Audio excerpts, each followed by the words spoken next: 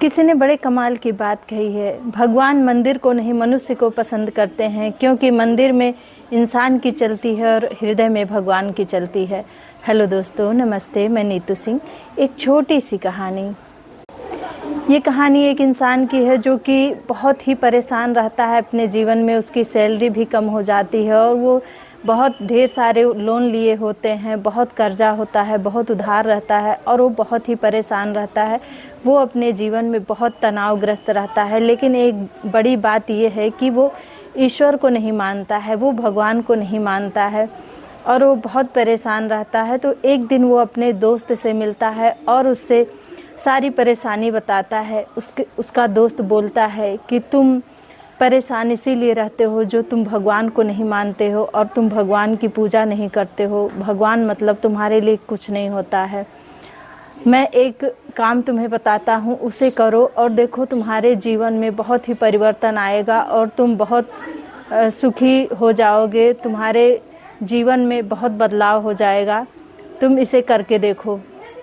वो उनसे बताते हैं कि तुम कृष्ण भगवान की पूजा करना शुरू करो और उसके बाद देखो तुम्हारे जीवन में अगर परिवर्तन ना आए तो मुझसे कहना। वो उनकी बात सुन तो लेता है, मन में सोचता है कि कहने दो, मैं तो अपने मन का ही करूँगा, जो मुझे करना होगा वही करूँगा। क्या पूजा करने से सब हो जाता है? भगवान को मानने से सब हो जाता है? बिना कुछ किए, बिना कर्म किए तो कुछ होने वाला नहीं है। लेकिन कर्म के साथ साथ भगवान को भी याद रखना बहुत ज़रूरी होता है।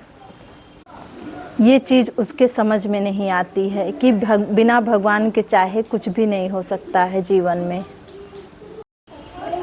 जब वो घर आता है तो कुछ देर अपने मन में सोचता विचारता है, फिर सोचता है कि चलो पूजा ही तो करना है, क्या नुकसान हो जाएगा, ये भी करके देख लेते हैं।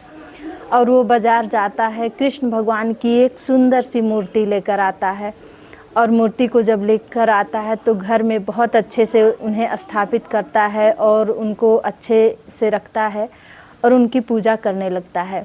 महीने बीतते हैं, 2 महीने बीतते हैं, 3 महीने बीतते हैं, ऐसे करके 6 महीने, साल भर बीत जाते हैं और उसको अपने जीवन में कोई भी परिवर्तन नहीं दिखाई पड़ता है। फिर वो उसकी परेशानी वैसे ही चलती रहती है। फिर वो अपने एक दूसरे दोस्त से जाकर मिलता है और उनसे सारी परेशानी बताता है। तो उसका दूसरा दोस्त बताता है कि तुम मेरी बात मानो, तुम कृष्ण भगवान की पूजा करना छोड़ दो, तुम काली जी की पूजा करना शुरू करो और देखो तुम्हारे जीवन में परिवर्तन ज़रूर होगा। वो फिर बाज़ार जाता है और काली माता की छोटी सी मूर्ति लेकर आता है और उनकी भी विधिवत स्थापना करता है और अच्छी जगह पे स्थापित करता है और उनकी पूजा करना वो शुरू कर देता है। ऐसे ही समय बीतते जाता है। समय बीतते बीतते 2 साल 4 साल हो जाता है, लेकिन उसके जीवन में कोई भी परिवर्तन नहीं आता है और वो बहुत परेशान हो जाता है। पूजा करता है, गुस्सा भी आती है, बोलता भी है कि मैं इतने दिन से पूजा कर रहा हूँ लेकिन आप तो कुछ कर ही नहीं रही हो, मेरे जीवन में तो कोई भी परिवर्तन नहीं हो रहा है। गुस्से में झुंझला जाता है।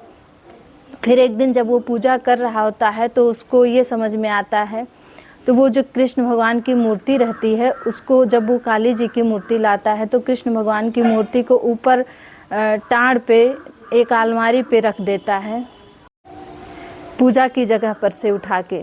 तब जब वो एक दिन पूजा कर रहा होता है तो उसको ध्यान आता है कि जो मैं काली माता के लिए अगरबत्ती और धूप लगाता हूँ वो कृष्ण भगवान भी तो सूंघते होंगे।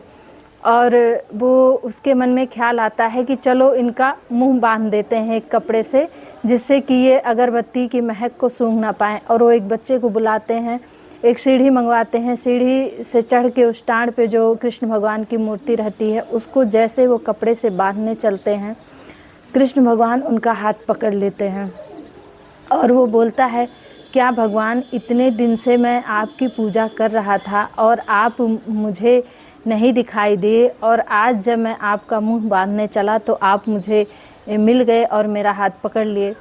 कृष्ण भगवान उनसे बोलते हैं कि यही तो आज तुम्हें ये पता चला कि मैं हूँ। अब तक तो तुम ये सोच के, मूर्ति सोच के मेरी पूजा करते थे, लेकिन आज तुम्हें ऐसा लगा कि मैं हूँ, तभी तो तुम मेरे मुंह पर कपड़ा बांधने चले। और जहाँ इंसान को लगता है कि प्रभु हैं, भगवान हैं, वो उनके साथ साक्षात खड़े होते हैं और उनको दर्शन देते हैं। तो जब तक तुम्हें ये लगता था कि तुम एक मूर्ति की पूजा कर रहे हो, तब तक मैं तुम्हें कैसे मिलता।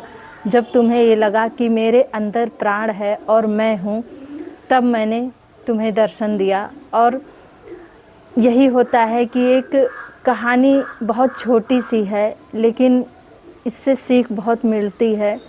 भाव बसे भगवान, जिसके मन में भाव होता है उसके मन में भगवान बसते हैं। और जो बिना भाव के पूजा करता है तो भगवान उनको कैसे मिलेंगे और उनकी प्रार्थना को कैसे सुनेंगे, उनके संकट को कैसे दूर करेंगे। जब तक आप मूर्ति को समझ के पूजा करेंगे तब तक भगवान आपके संकट को नहीं दूर कर सकते हैं। जब आप ये समझ के पूजा करेंगे कि इसमें भगवान है, ये भगवान है, भगवान आपके कष्ट को दूर करेंगे और आपके साथ वो खड़े रहेंगे। कहा गया है न, जाकी रही भावना जैसी, तिह मूरत देखी तुम तैसी। तो जैसी जिसकी भावना रहती है, भगवान उसके साथ वैसे ही उसे मिलते हैं। तो भगवान सबकी मदद करते हैं, सबके कष्ट को दूर करते हैं। बस विश्वास होना चाहिए, भाव होना चाहिए, प्रेम होना चाहिए और श्रद्धा होनी चाहिए भगवान के प्रति। भगवान को सिर्फ एक मूर्ति समझ के पूजा नहीं करनी चाहिए, भगवान को भगवान ही मानना चाहिए। तभी भगवान अपने भक्त के साथ होते हैं। और एक बार फिर मैं वही कहना चाहूँगी कि ईश्वर के आशीर्वाद के साथ, अपनी सच्ची मेहनत और लगन के साथ, अपने माता पिता के प्यार और आशीर्वाद के साथ दुनिया में कर दिखाओ कुछ ऐसा कि लोग करना चाहें आपके जैसा। और एक बात हमेशा याद रखिए कि ईश्वर हमेशा आपके साथ हैं। अगर आपकी मेहनत और लगन सच्ची है तो ईश्वर आपका साथ हमेशा देंगे और आपके हर कार्य को वो सफल ज़रूर बनाएंगे। राधे राधे।